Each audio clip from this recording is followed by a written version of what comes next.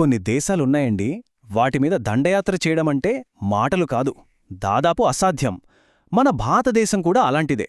కాని మనం అనుకుంటున్నట్టు కేవలం సైనిక బలం వల్ల మాత్రమే కాదు. మరి దీని వెనుకున్న అసలు కారణాలేంటి? అవేంటో ఈ విశ్లేషణలో చూద్దాం. అసలు ఒక దేశాన్ని ఎవరూ దాడి చెయ్యలేనంత పటిష్టంగా మార్చేది ఏంటి? అది కేవలం వాళ్ల సైన్యమా, లేక అంతకు మించింకా ఏమైనా ఉందా? సమాధానం మనం అనుకున్నదానికన్నా చాలా సంక్లిష్టంగా ఉంటుంది. భారతదేశం యొక్క ఈ అజేయమైన రక్షణ ఒకదానిమీద ఒకటి పేర్చిన పొరల్లాంటిది. అవును, ఇది ఇటుకలతో కట్టిన కోట కాదు. ఇది ప్రకృతి, ప్రజలు, శక్తి ఈ మూడింటితో కట్టిన ఒక అభేద్యమైన కోట. మరి ఈ రక్షణ వలయంలో మొదటిది, అత్యంత కీలకమైందేంటంటే దాని భౌగోళిక స్వరూపం. సరే, మరి ఆ మొదటి రక్షణ పొర ఏంటో చూద్దాం. చూడండి, చైనాకున్నట్టు మనకు మనుషులు కట్టిన గోడలేం లేవు, కాని ప్రకృతి సిద్ధంగానే మన చుట్టూ అద్భుతమైన గోడల్ని నిర్మించింది. భారతదేశాన్ని చూస్తే 4 వైపులా సహజమైన అడ్డంకులు మనల్ని కాపాడుతున్నాయి. ఉత్తరాన చూస్తే హిమాలయాలు, పశ్చిమాన థార్ ఎడారి, ఇక ఈశాన్యంలో దట్టమైన అడవులు, దక్షిణాన దక్కన్ పీఠభూమి. ఇప్పుడు వీటిలో ఒక్కొక్కదాని గురించి కాస్త వివరంగా చూద్దాం. ముందుగా హిమాలయాలు. వీటి గురించి ఎంత చెప్పినా తక్కువే. భూమిమీదే అత్యంత ఎత్తైన పర్వత శ్రేణి ఇది.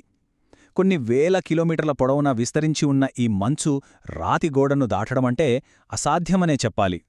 నిలువుగా ఉండే కొండ చర్యలు, ఇరుకు దారులు, రక్తాన్ని గడ్డకట్టించే చలి, ఆఖరికి బాగా శిక్షణ పొందిన సైనికులు కూడా ఊపిరి తీసుకోవడానికి కష్టపడేంత పలుచని గాలి. ఇలాంటి చోట ఒక పెద్ద సైన్యాన్ని నడపడమనేది ఊహకే అందని విషయం. ఇప్పుడు పశ్చిమం వైపు వస్తే మనకెదురయ్యేది థార్ ఎడారి. ఇది ఆసియాలోనే అత్యంత వేడిగా ఉండే ప్రదేశాల్లో ఒకటి. ఇక్కడ ఉష్ణోగ్రతలు ఏకంగా 50 డిగ్రీల సెల్సియస్ దాటిపోతాయి. ఒక్కసారిగా లేచే ఇసుక తుఫానులు కళ్లముందే ఏమీ కనపడకుండా చేసేస్తాయి. ఇంత భయంకరమైన వేడికి ఇంజన్లు కాలిపోతాయి, సైనికులు నీళ్లు లేక సొమ్మసిల్లిపోతారు. 1971లో పాకిస్తాన్ సరిగ్గా ఈ ఎడారిని దాటాలని చూసి విఫలమైంది. కారణం ఈ భయంకరమైన వాతావరణమే. ఇక ఈశాన్య ప్రాంతం సంగతి చూద్దాం. అక్కడంతా దట్టమైన అడవులు, కుండపోత వర్షాలు, నిటారుగా ఉండే కొండలు. ఈ ప్రాంతం గెరిల్లా యుద్ధానికి, మెరుపుదాడులకు పర్ఫెక్ట్గా సరిపోతుంది. కాని పెద్ద పెద్ద సైన్యాలు కవాతు చేయడానికి అస్సలు అనుకూలించదు. రెండో ప్రపంచ యుద్ధంలో జపనీస్ సైన్యం మయన్మార్ నుంచి ఇదే దారిలో ఇండియాలోకి రావడానికి ప్రయత్నించింది.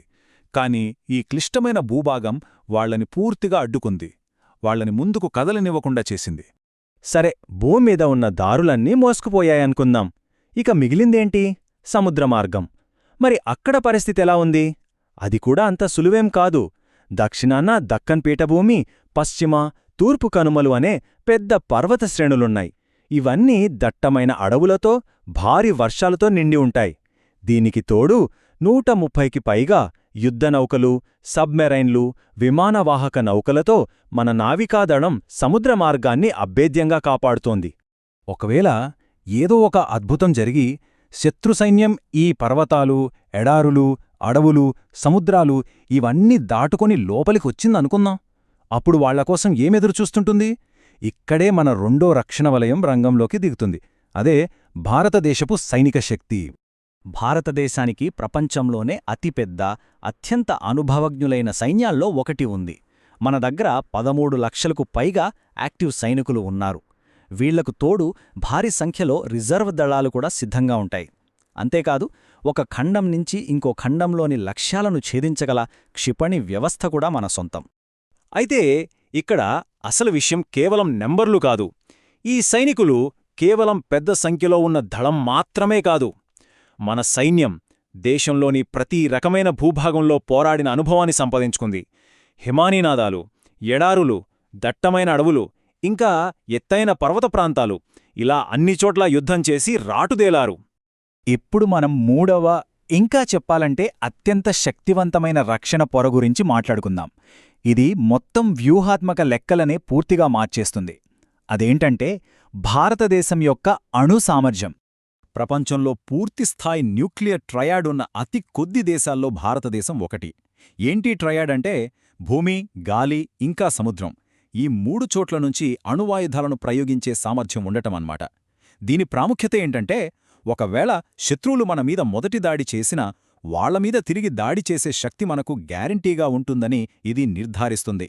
భారతదేశం యొక్క ఈ ట్రయాడ్ ఎలా పనిచేస్తుందంటే, భూమి మీద నుంచి అగ్నిక్షిపణులు, గాల్లోంచి మిరాజ్ 2000, సుకోయ్ Su-30 MKI లాంటి ఫైటర్ జెట్లు, ఇక సముద్రం నుంచి అసలైన గేమ్ చేంజర్ అదే INS అరిహంత్ అణుజలాంతర్గామి. సముద్రం లోతుల్లో ఎక్కడుందో కూడా తెలియకుండా దాగియుండే ఈ సబ్మెరీన్ నుంచి తిరిగి దాడి చేయొచ్చు. ఈ ఒక్క సామర్థ్యం చాలు శత్రువులు మనమీద మొదటి దాడి చేయాలంటేనే భయపడటానికి.